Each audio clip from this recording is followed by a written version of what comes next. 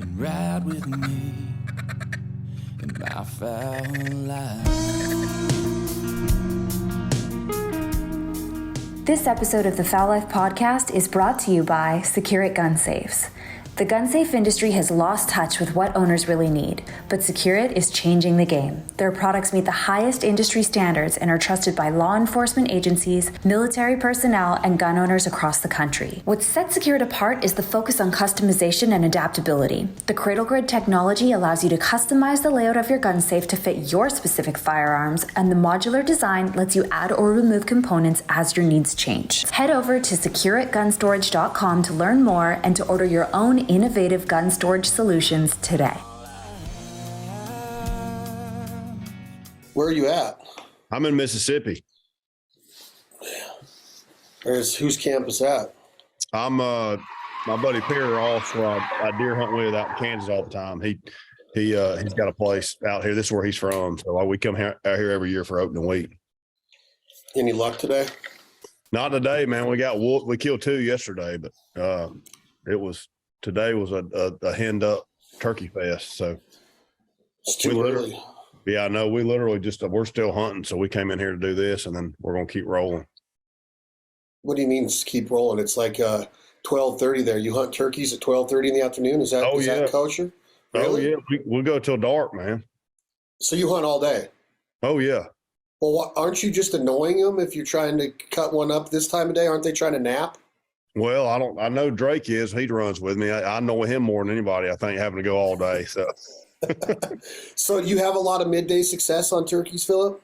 Man, I do. I mean, what's off the roost, obviously, is textbook what you want, but I will say less than 10% of the turkeys we kill is off the roost. And like yesterday, for example, we killed one about 10 o'clock and then killed another one about 11 o'clock. So we were getting on up to the middle of the day portion, and we were on turkeys, yesterday afternoon till roost almost. That's my absolute favorite. Is you mentioned textbook roost. Like I personally, and you're way more of a turkey authority than me, so please, audience, don't listen to what I'm saying here, but my preference is that 10 o'clock to 1 o'clock time frame of they get down doing their business on the first hen of the day, eat the bugs they want out in the fields, whatever they're doing. And it's almost like the mindset is they're going back to get in a cool spot in the shade and nap and hang out until they go, out and maybe strut a little bit in the afternoon before they fly back up in the tree. And you cut one and they're like, oh man, I might get lucky twice today. That's kind of like that's what my mind's telling me when I'm hunting. That's my favorite thing about turkey hunting is that 10 to 1 time that you're describing that you had success with yesterday in Mississippi. It's almost like, it's just like, oh, you're going to get a real aggressive turkey because he's like, oh man, I might get lucky again today. Well, there ain't no doubt. And even, obviously we always are normally, with us filming, we got somebody with us. It's very, very rare that I ever go to the woods by myself, but we obviously always go in the mornings because that's when your most goblins going to be traditionally on the roost. Once they fly down, they get quiet sometimes, but a lot of times we'll go back and get something to eat.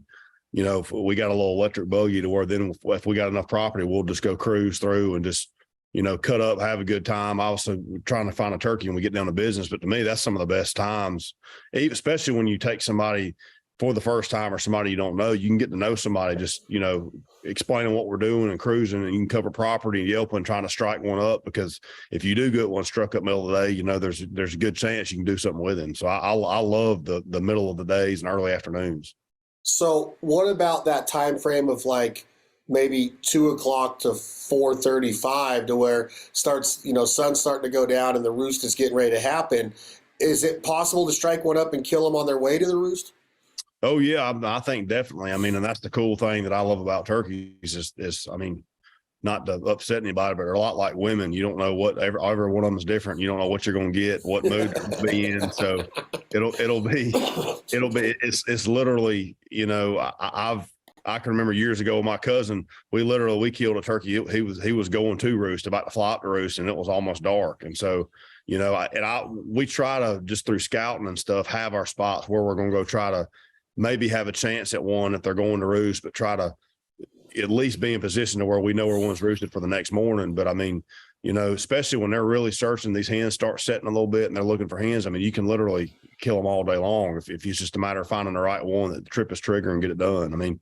Here it's still early here, but it seems like you really got to get pretty tight on them to make them do something. And it's that's tough anyways, turkey hunt, but especially right now with no leaves on the trees, it makes it super tough. But I mean, you play the terrain and do what you can to try to get one struck up, but they're definitely killable. It's not prime right now.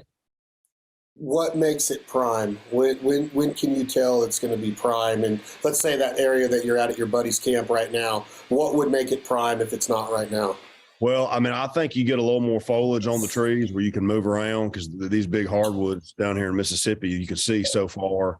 Not only obviously getting from point A to point B, turkey's not seeing you, but just when you're working a bird calling them in, they can't see so good. Obviously, you want them to have to be able to get to you, but you want them to be able to come looking for you too. But once you start seeing some of these hens by themselves, and because they're still grouped up pretty good right now, and obviously that's a battle in itself, fighting with hens, but once you start seeing them breaking up by themselves a little bit, they're going all sitting on their nest. And once they start sitting on nest, that's when the turkeys really get vulnerable, because they're looking for another hen. And that's when you can really kind of trip a trigger and get them killed.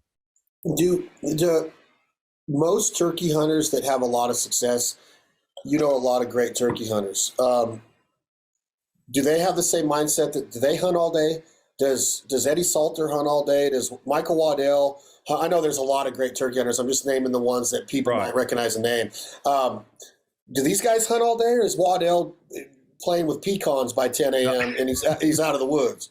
No, I mean, I think if he gets permission to, he'll hunt all day if he can. And again, I think that mindset of regardless of what you consider yourself calling or tactical wise of hunting, that mindset of, like, I'd never, obviously there's a few times we go out and like, hey, we're going to have an all dayer here, let's get ready. But the mindset of when you get in a situation of having no quit in you, to where a lot of times we do end up hunting all day or till lunch or 1 o'clock from the morning, from daylight, is you never foresee it, but you got that mindset of just don't quit.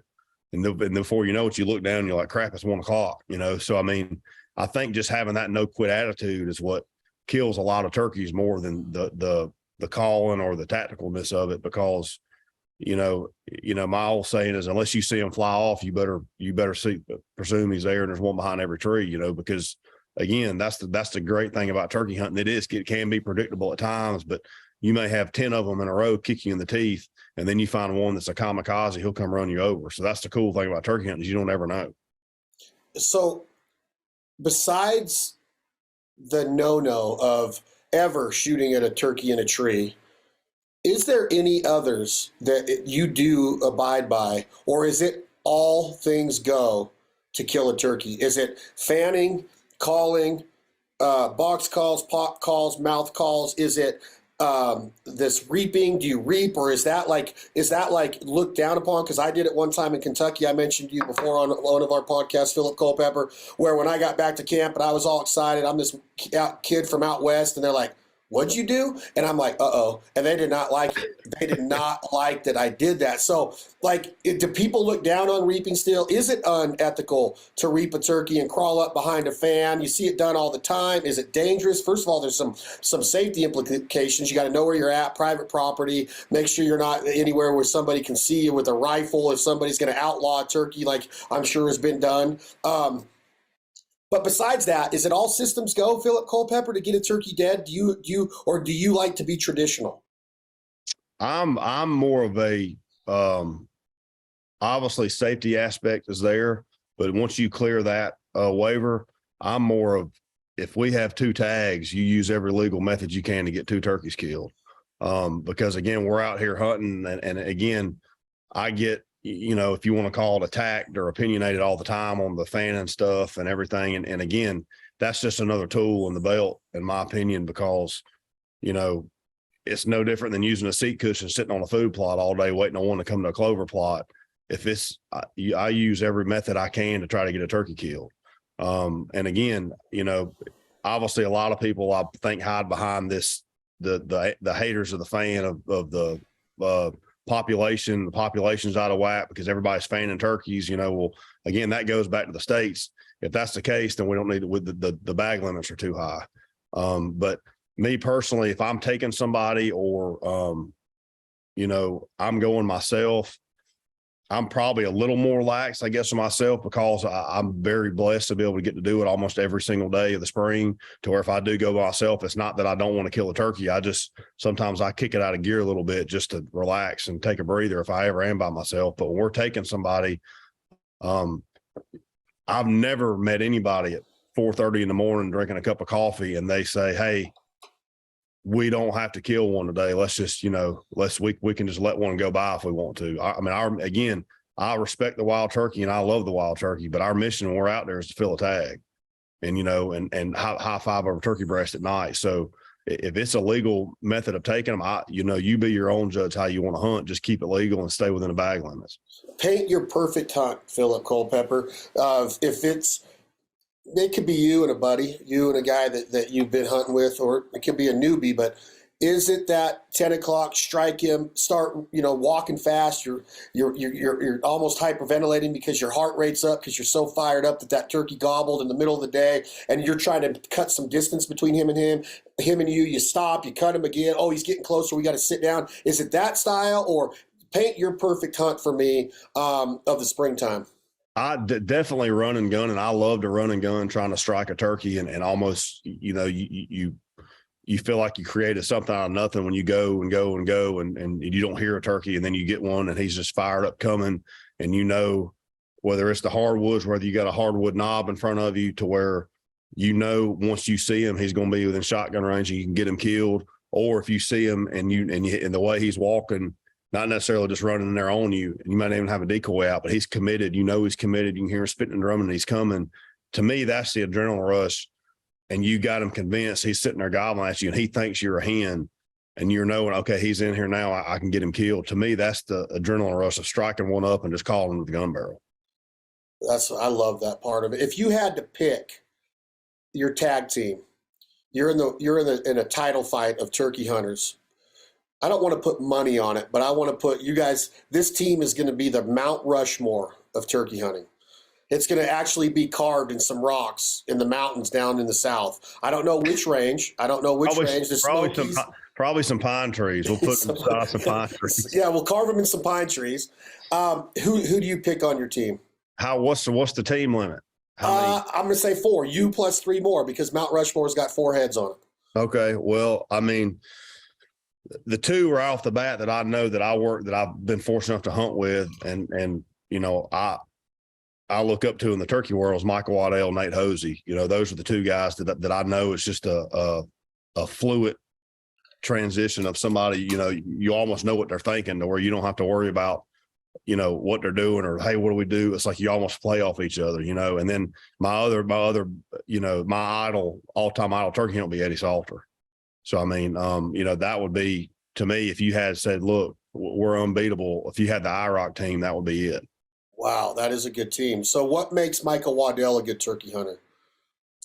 Michael he's aggressive, very aggressive. Obviously he's evolved. I think anybody that pays attention and wants to grow, every time you go in the woods, you evolve and become better, figure out where you got beat. And Michael, I think, has done an insanely good job of that, and still owning it and figuring out, he's an incredible caller, a great woodsman.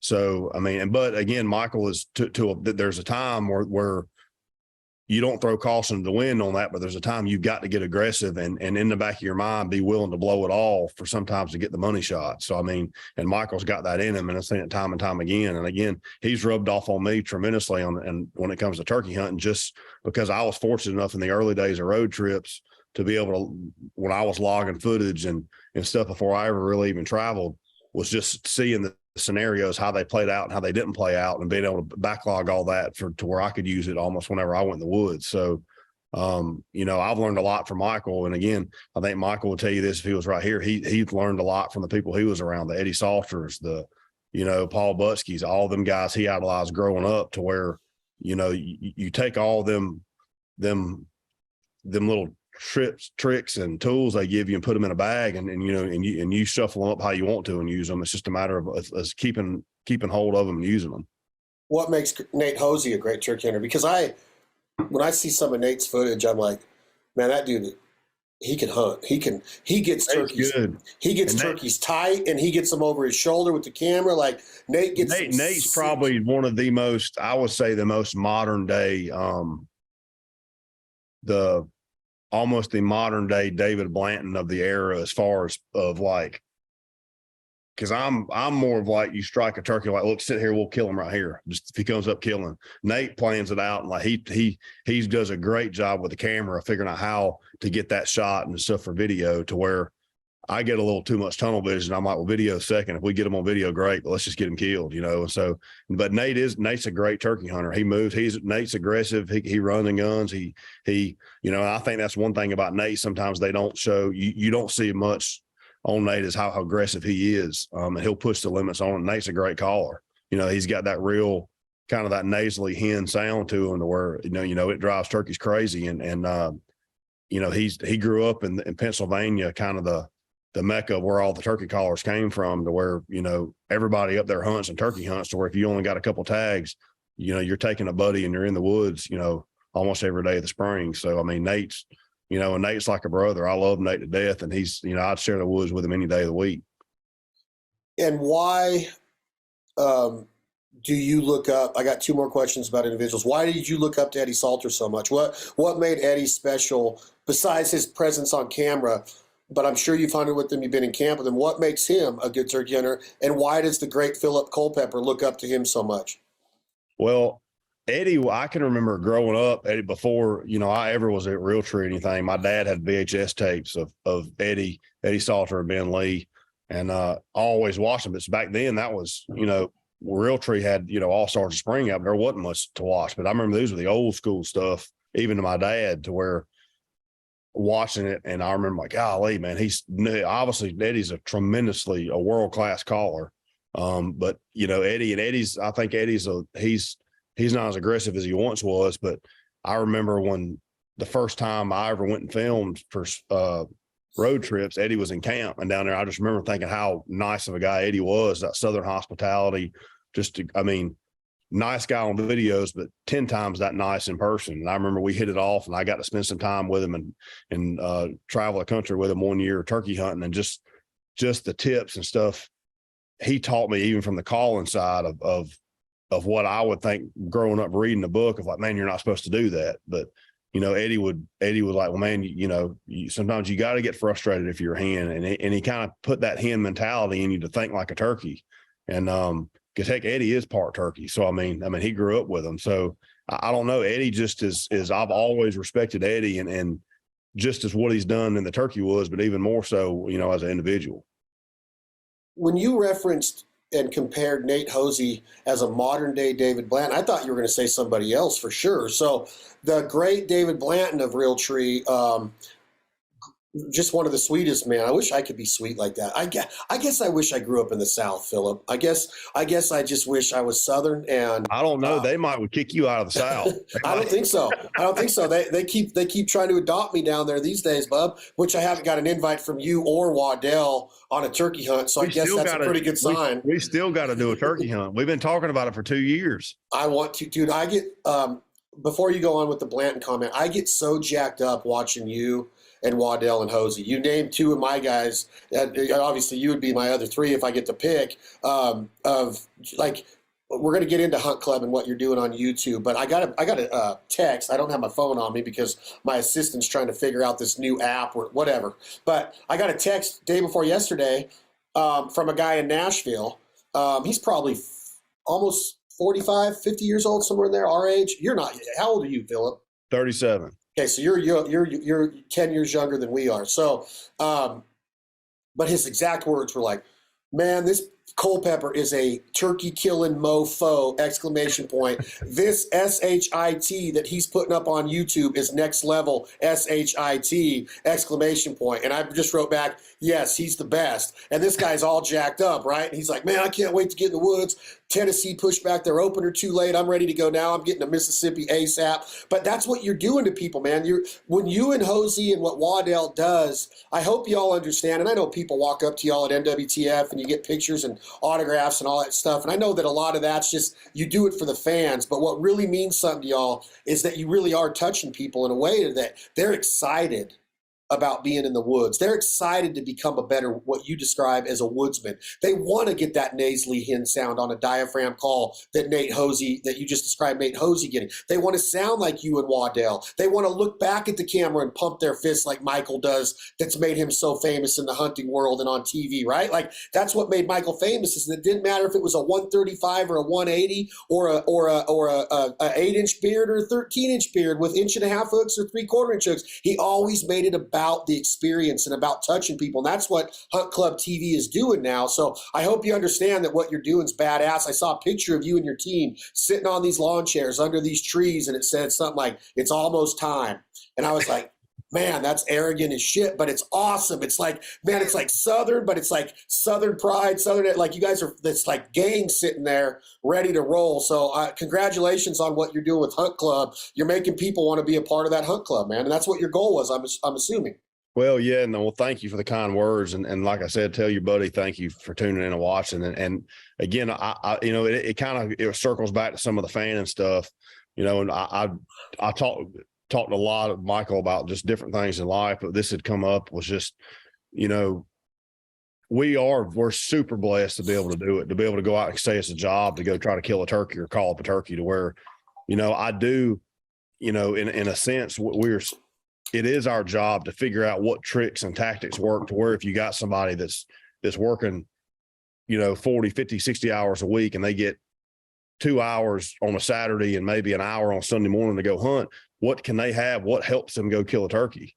And they shouldn't, and they damn sure shouldn't be ashamed of it, of like, well, man, I shouldn't do this because, God, this is what all the purists say you're not supposed to do. If it's a legal tactic doing it, and they get their high off 2 minutes or 2 hours of the day, Saturday, they've been working all week, and they can go hunt and they can kill a turkey and be successful. That's what it's about. And I do feel like it is part of our job to figure out what does and doesn't work, just to highlight it, to show it. And that's why I've always and will never shy away from showing the good, the bad, and the ugly on things, whether it's a failure or whether it works, or whether it's you may open a door to something that you didn't realize exists.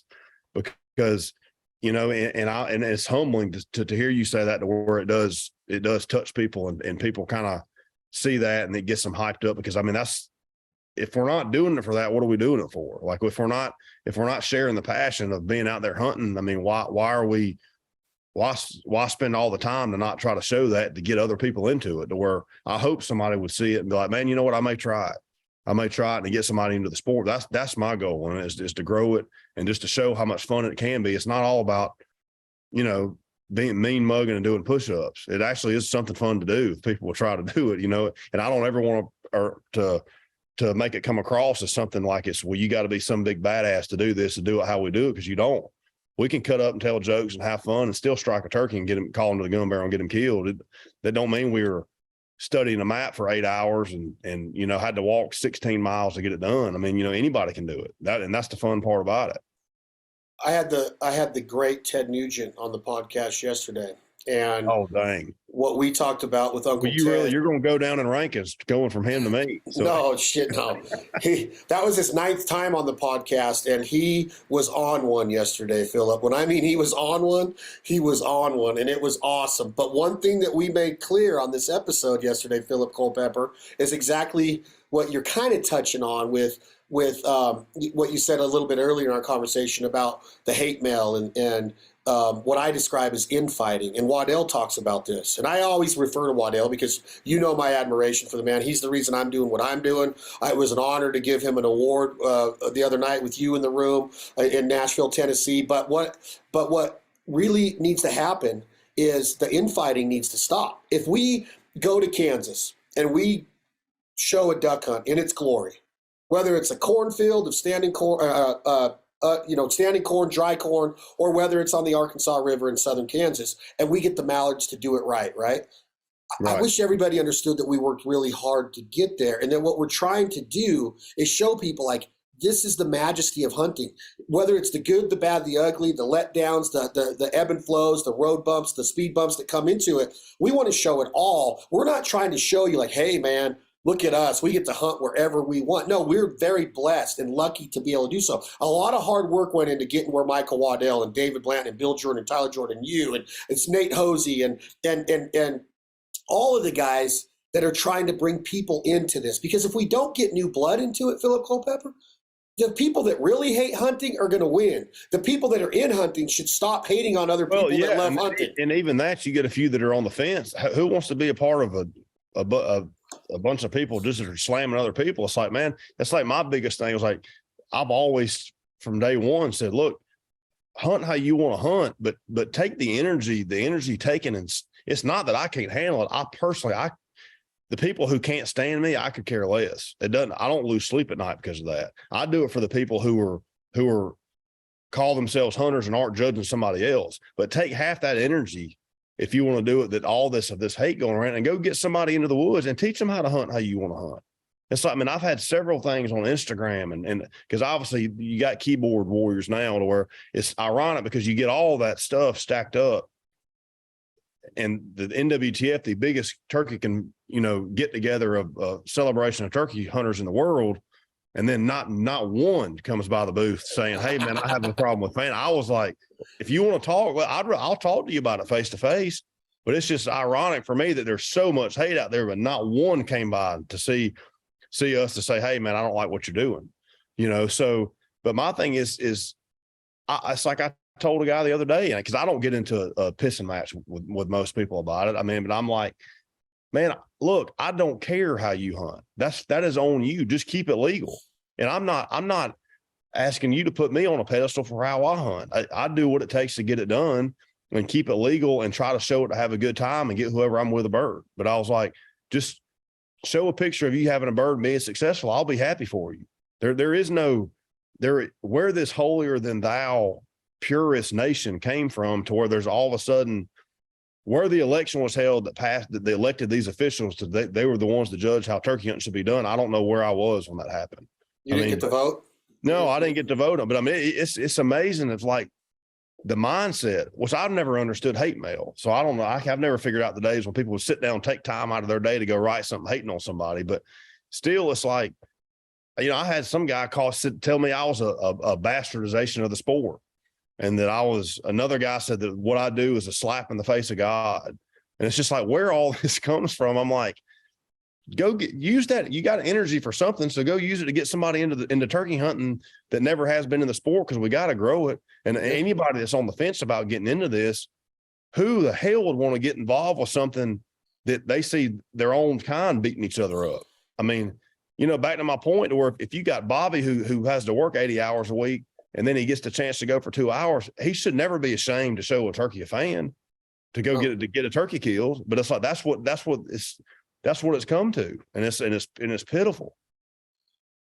Do you think that the people that are writing that hate mail are they admitting that they're hunters in the first place? Are they actually hunters that say that you're not doing it right and that you're the bastardization and that it's a slap in the face to God that you're fanning a turkey? Is that what they're trying to get across? Yeah. Oh yeah. I mean, I think these are guys that are hunters, and they're mesmerized in this, not fair. Isn't it crazy? And again, my biggest thing with most of these guys that burns me, if that's their opinion, that's their opinion. That's fine. It's like shooting a turkey out of a ground blind or shooting a turkey with a bow. That's the difference. Is I do not care to do that. I'm not a fan of that, but I don't hate people who do it. I don't like, man, God, you're what a cheapskate. You're gonna go put a ground blind on the edge of a food plot. What a golly, you ought to you're going to hell. Like I like that. That's never even crossed my mind. But I mean, these guys that are the majority of them, though, the recent ones have come out and they're behind this. You're the reason for the population decline. People like you're teaching people to fan turkeys, and that's why we don't have any turkeys. I'm like, well, then we got a limit issue. If you can shoot them out of a helicopter, if the limit's 4, then the limit's 4. I mean,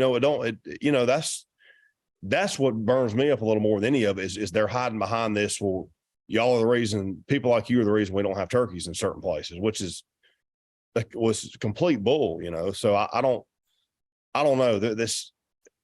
I don't address a lot of it because I don't even waste my time.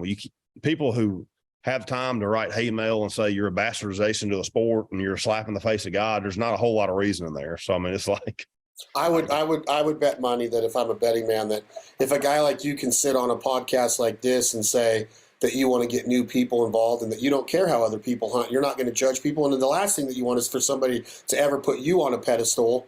It's kind of scary and crazy a little bit, that the jealousy and envy, because that's what it comes down to. And it sucks to say, but it's the biggest teardown of any relationship or friendship or potential friendship in the world. They would love to do what you're doing. Now, I'm not just taking it for granted and assuming this, okay? I'm not saying that every single human out there would love to have Phillip Culpepper's life as a professional hunter that gets to hunt for a living, that gets paid to go out and hunt, and then gets, what are you doing here in Nashville? Oh, I'm working. What are you doing? Oh, I'm going to this dinner tonight for NWTF, and I'm working this booth. Oh, yeah, it's a great lifestyle. Who the heck wouldn't want it? Who the heck wouldn't want it? But you're sitting here promoting and protecting and helping and making sure that the bobbies that work 80 hours a week, that don't have but 2 or 3 hours on a weekend to hunt, maybe with their kids, maybe with their uncle or their grandpa, you're sitting here telling them how awesome they are and that it's great that they're out there doing it. And the same guys are turning around and tearing you down. It's because they're jealous. That's all I can allude to. There's just no other thing in the world that can make somebody actually get on a keyboard, hide behind a fake name, and go, you suck.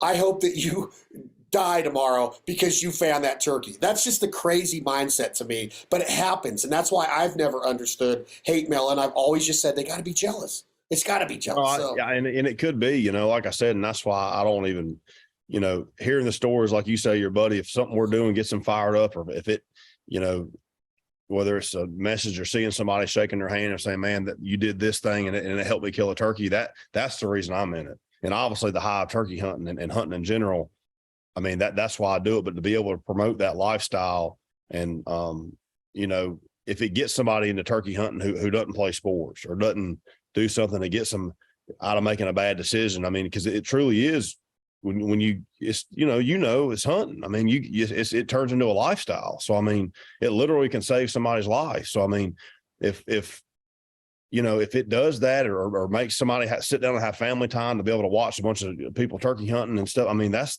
what it's about. It's a lot bigger picture than what people realize, and I think I don't know, just to slam, regardless of what it is, just because somebody doesn't do it how you want to do it, you want to slam them and talk down on another human being, regardless, to me is mind boggling. So I'll never be able to read or understand that, I've even seen it now as we get into the more of the cooking part of wild game. And I got haters coming on saying, how dare you take the skin off of that duck? And I'm like, or how dare you just breast out a duck? And I'm like, we kill a lot of ducks legally.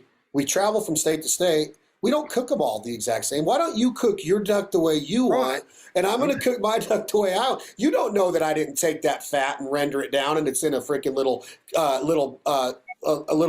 container in my freezer that I'm going to fry up some tater tots with or some taco tortillas in a couple weeks. You don't know. You're just assuming. It's amazing. I don't know. I don't know where it is. Maybe there's a school for these kind of people. I don't know. Maybe it's like a boot camp they go to type. The positive aspects, though, referring to Nate Hosey as the modern day David Blanton, describe that to me. I know David, and he's a stud, but was this what you saw in him when you were logging footage back in the days of road trips and monster bucks and everything? Was David Blanton that type of hunter? Is that who you're referring to, that David Blanton? Well, I think David, just as a sense of the video aspect, I mean, David's a great hunter, don't get me wrong, not even compared to him on the hunter side, but the video side has always been king to where it's, I think Nate takes a little more time in the setup and he plays it out in his mind to where even David has always been a fanatic for turkey filming turkeys and having the perfect turkey hunt. And, and so Nate just reminds me of that, of the, I'm jumping to the nearest tree where we can get closest to him. And Nate's like, well, hey man, let's just let it play out. Let's see if we can pull them up through here and do this. To where I'm like, man, which again, I'm from the South, our turkeys are working a little bit different. I'm like, man, we need to kill them quick as we can, but Nate's just got that. He does, Nate's a killer. Don't get me wrong. He's a killer with the best of them, but he does have that little bit of patience in him to try to make the perfect hunt unfold. Is it 100% without a doubt, as you sit in the state of Mississippi, that just like in SEC football over the last decade, that Alabama is the king of the hardest turkeys to kill, to get close and kill, and Mississippi is number 2. Is that kind of true? Is that are they the top 2 states for the toughest turkeys in the country? Man, I still stand by. No, Georgia, Mississippi, and Alabama are the toughest turkeys. Georgia's tough because I had a real easy hunt there 2 years ago. Well, and that's what I'm saying by rule of thumb. But as far as it's like yesterday, we killed 2 yesterday morning on different setups. So I mean, it's just a matter of you getting in them and getting them right, and when the timing's right. But as rule of thumb, if I had, like they said, look, you got 1 turkey to kill this year, where do you want to go? Anywhere you want to go, you can go. Where do you want to go? Georgia, Mississippi, or Alabama wouldn't even be on the radar. I mean, just as far as if you had 3 days to go kill a turkey, that ain't gonna be the spot I'd pick. I'd go to Kansas. Yeah, exactly. Or somewhere out west, or Nebraska, something like that. Where, I mean, again, it's just Florida was tough on us this year too. So I mean, it can be good. There's always those pockets of 2 or 3 day windows where you can stack them up and kill them. But by rule of thumb, it's generally pretty tough. Describe your first bird to me yesterday. How'd it go down? Man, it was we went in there and knew we had heard a turkey in there the day before, probably 600 yards from where we ended up killing this bird, and went in there and tried to get him roosted. Heard the hens fly up, not a gobble. Went in there, 27 degrees yesterday morning. Went in there and didn't hear a peep. Heard some hens and not a turkey gobble probably till an hour and a half after daylight, which is, for me to have that kind of patience rare. Normally I'm on to the next spot. So we were just banking that turkey was in there somewhere, and the hens got them going, and they never would gobble good to a call till we kind of got in their bubble with them and finally hit them hard. And then once we got them cranked, they broke and came right to us. The one I killed, and then the other one we got going and had to work for him, and they fed up there to us, and he walked out just enough on the logging road, and Matt, buddy that was with me, he got him killed. So it was. What do you consider the bubble? How close did you have to get to those turkeys to get inside there? Yeah, every turkey's different. It's weird. Like some turkeys when they're right, it can be 400 yards and they'll come running to you. But these turkeys, I mean, we knew they were holding up within about 150 yard circle because we had heard them from a distance, and we kept getting closer and closer and closer, and we could hear Jake's caulking, which Jake's will do that a lot. If a turkey's strutting, they'll caulk to them. It's kind of like a deep throaty yelp. And we knew they were right there, and we set up, and I said, let's just let it play out. And we finally, once we got them to gobble one time and just stayed on them, hit them pretty hard, and they broke and came right to us. Was it when they break and they come to you, is it like you got them, like you can tell by the way they're acting now that you're going to get them within gun range? Well, yeah, I mean, we knew, I knew at that point, whenever they're responding, they're cutting you off, and they're obviously getting closer. You're like, look, we know they're not just gobbling; they're gobbling us, and they're coming. And then these southern turkeys, though, we had a little strutter decoy in the road. That's always a gamble. I mean, sometimes they come around the corner. They were probably 100 yards. They come around the corners like that. Sometimes they see it and they'll come. Sometimes they freak out and run off. So, luckily, these turkeys, he just slow strutted right down the road to 30 yards, and we got him killed. When that first set of toms, 2 of them come in? It was him and 2 Jakes, yeah. Him and 2 Jakes. Yeah, 1 long beard and 2 Jakes. When you say they broke off, Phillip, do they break off of hens? No, I think there was a bigger flock down below them, and they were kind of on the outskirts, kind of like a satellite bull, elk hunting, to where I don't think they were really in the flock. They were kind of on the outskirts, and they just kind of, whether that turkey had been beat up and had run off the hens, and I think they decided to kind of go their own way. And once we kept, we got within 150 yards of them, they were around the bend in the road, just tight enough on them to where they finally just said, we're going to go this way, and they pulled right up there to us.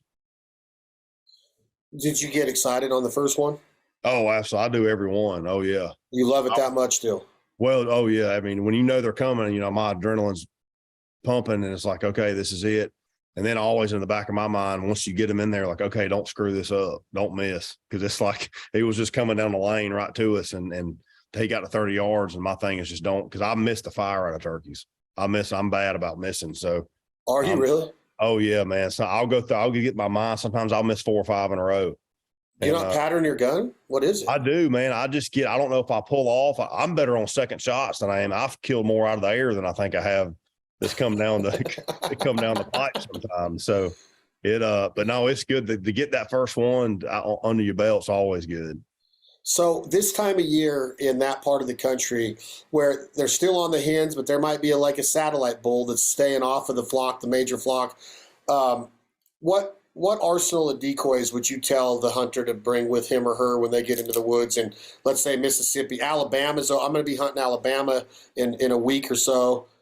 I think a week, like April 1st or 2nd, somewhere there. So in the 25th. So yeah, so right after that, I'll be down in Alabama. What decoys would you tell me to have readily available for me to use on that week of hunting?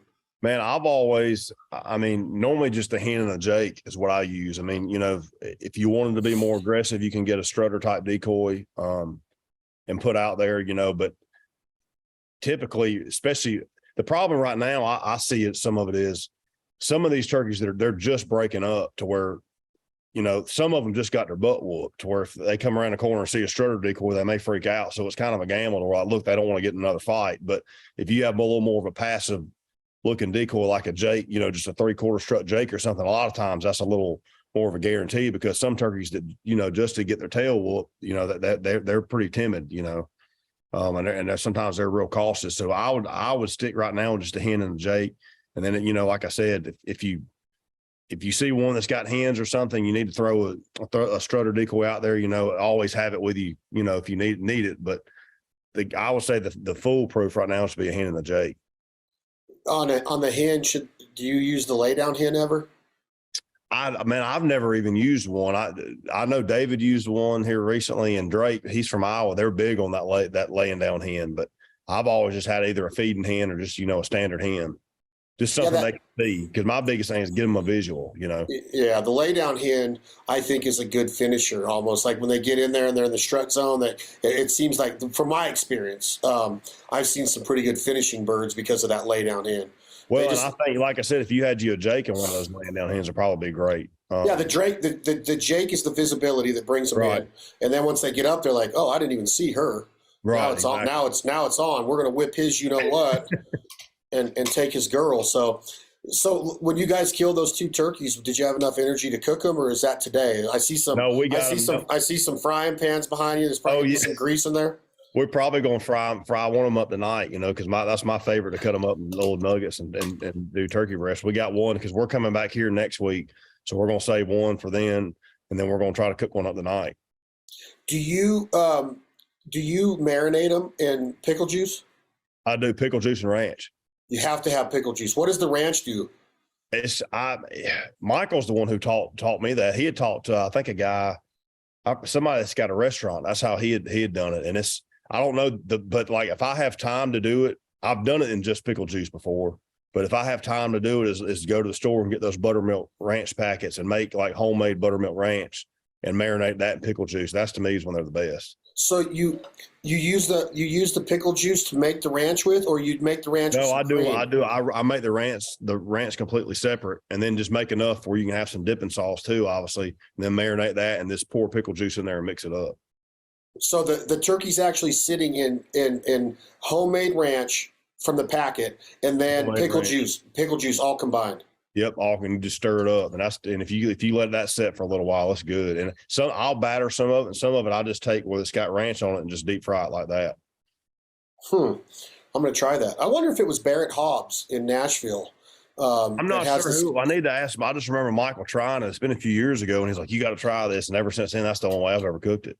And I know he does his something like with some jalapeno juice sometimes, but a lot of times he uses just pickle juice, but it's that, I don't know. I love ranch anyway, so it's kind of a win-win situation. You don't put freaking pizza in ranch, do you, Culpepper? Oh, well, I'll doubt. Oh gosh, I don't hardly go turkey hunting with a pack of ranch in my vest. It's just, wow. Really? You do. I love ranch. You stay thin, but you don't eat very healthy, do you? I'm getting better. I try to eat grilled and try to eat. It slows me down, especially this time of year. Yeah, because with the meals that you show.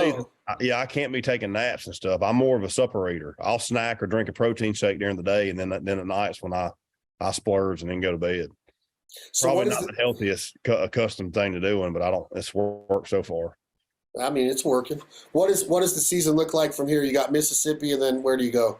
We're going to Mississippi. We're here, obviously, in Mississippi, going home to hunt with my buddy and his little girl this weekend for the Alabama youth season. Then we're coming back to Mississippi Then we go to South Georgia for the youth there. And then we're going down to Florida to hunt for a week. And then from there, we're going to Texas the first week of April. And then after Texas, I believe we're going to be in Tennessee.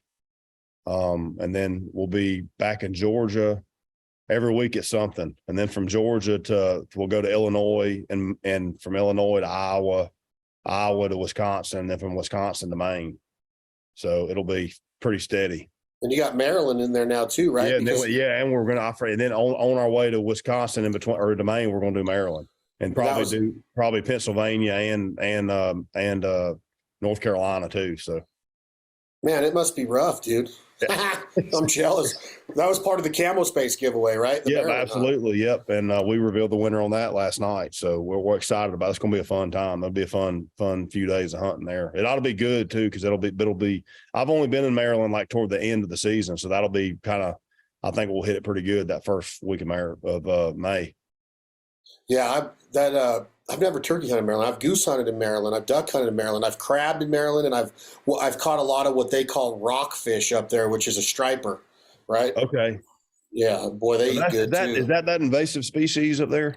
No, it's okay. There's some unreal. Other fish up there they got them guys catch. They say they're great to eat.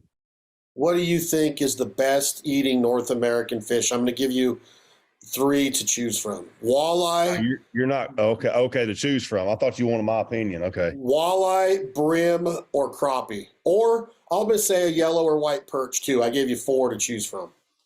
Is it any of those? My personal? Yeah. Man, I'm from Georgia. I'm a catfish guy. Oh my gosh. Catfish over bluegill? Man, probably so. Man, I love whole cat now. I had some right before I came over here, man. I love whole cat. Some homemade coleslaw.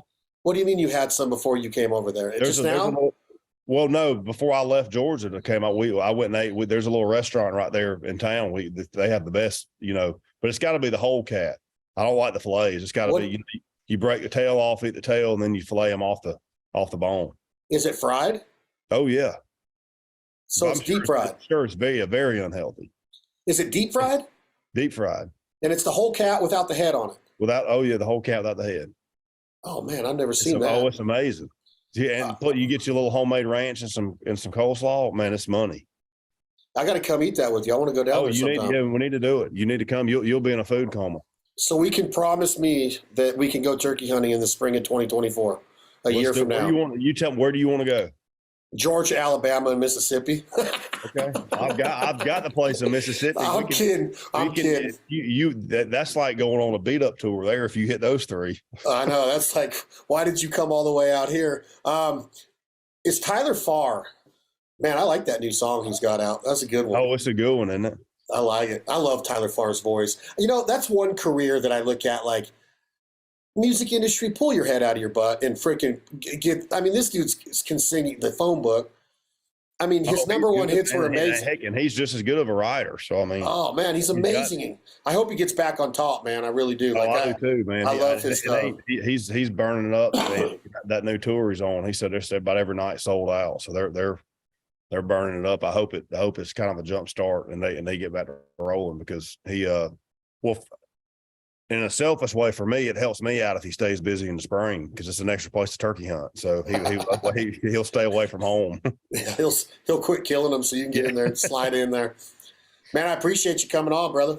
Yeah, buddy. I appreciate you having me, man. I thank you for working around the schedule and it being a midday deal. So. Oh, I get it. Now, so you're literally going to close that laptop, put your boots back on, and back in the buggy. Yes, sir. I'm going to go let my dog out, and then we're going to go get back in the woods. What kind of dog is it? Black lab. That baby. You're not even a duck hunter. No, I got him trained. I don't duck hunt enough, but I mean, he's way more of he's kind of a laid back. He's like an 85-year-old man. So he's probably one of a kind, but he's a good one though. Well, let's trade off. You get in the woods with me one time, either this fall or next fall, whenever you got. I know you're a deer hunter, but let's get in the duck woods too. Oh, let's do 100%. I'd love to do it.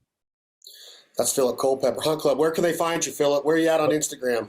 Buddy, at Culpepper Jr. and at Hunt Club TV. And then we got a YouTube channel, Hunt Club with Phillip Culpepper, and we're on Realtree 365 app. So one of the sickest logos in the industry. He's wearing it on his hat right now. Whoever drew that, tell him, was that your idea?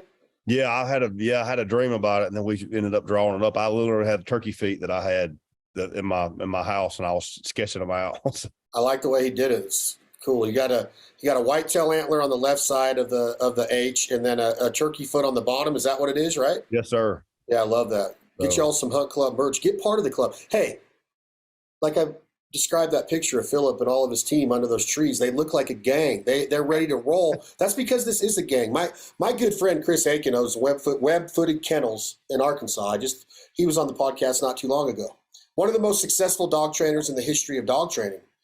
And I asked Chris at 55 years old, I said, Chris, you're 55.